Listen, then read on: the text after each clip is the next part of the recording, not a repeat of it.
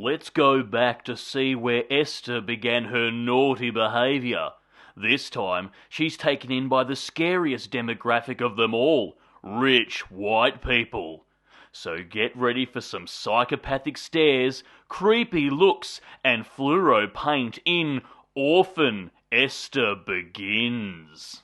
Hello there, you loose units, and welcome back to another episode of Spicy Boy Reviews. I'm, of course, your host, Andrew Iles. Orphan First Kill, the prequel to the first Orphan film here, directed by William Brent Bell, who's directed a few things, but most notably Boy and Boy 2 Electric Boogaloo.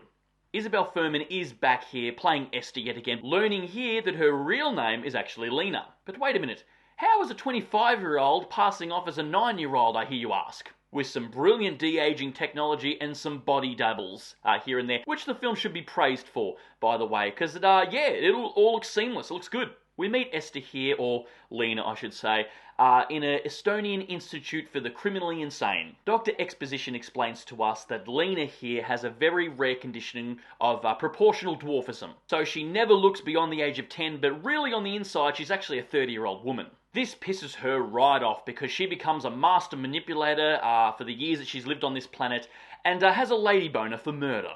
However, it's not long before Lena seduces the creepiest prison guard in Estonia, and she kills him by forcing him to headbang up against the wall without the help of a Metallica song. It's just mean.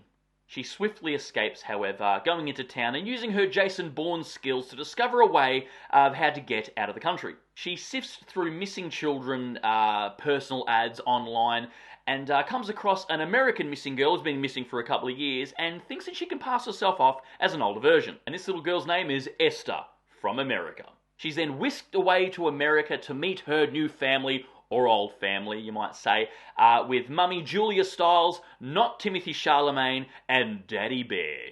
They're convinced this is their Esther, who's been missing for a few years, and it's explained away that she was kidnapped by a Russian lady and taken to Estonia to, conveniently explain her new accent. She tries to fit right in her new or old home by, doing normal things, like creeping around with her black eyes and weird stare, her pigtails, her black choker, and having the creepiest smile that even would make Chucky uncomfortable.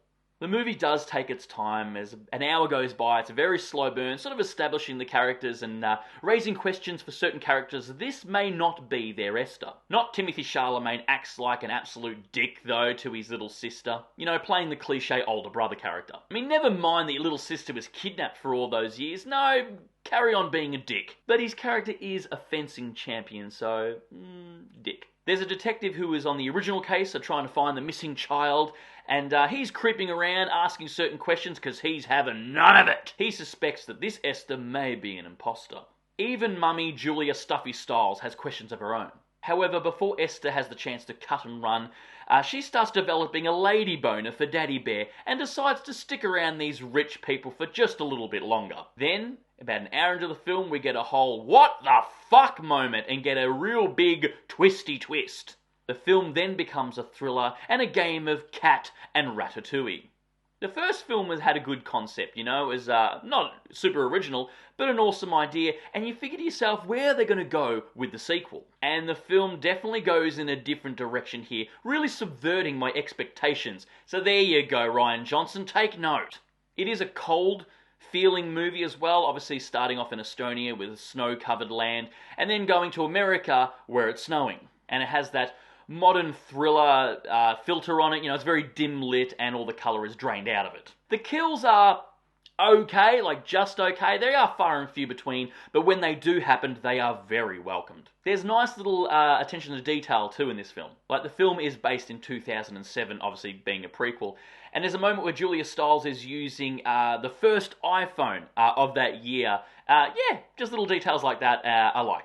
There is a few legit, pretty funny moments, Got a few chuckles out of me and the cinema that I was in. There's a lot of thriller slasher cliches here, people falling down at the worst possible moment, and some disappearing acts from the school of Michael Myers. It's more of a slow burn thriller, this movie, with slasher elements at the beginning and at the end. The problem with prequels, however, is you know where the main character's going to end up, you've seen the sequel, or the first one, if you will. So it sort of takes away the urgency or the reveal, if you will. But yet again, this film did something different that kept me engaged and entertaining. Again, subverting my expectations and throwing me a curveball that, I was engaged. It wasn't a fantastic movie. I was kind of expecting a little bit more from it, but hey, there's worse ways that you can spend your time watching a movie. But yeah, this is an okay film. It's alright. It's not great. It's not gonna win any awards or anything, but, it's a bit of fun. Guys, that's my review of Orphan First Kill. Write down below if you've seen it, or if you're a fan of the first film. And of course, if you made it this far into the episode, please give me a thumbs up, because your love and support keeps me going, because I just love movies, and I assume you do as well. And of course, don't forget to hit that subscribe icon, because we give it episodes weekly, and we'll see you back here next week for the next review, and until then, stay spooky, kids.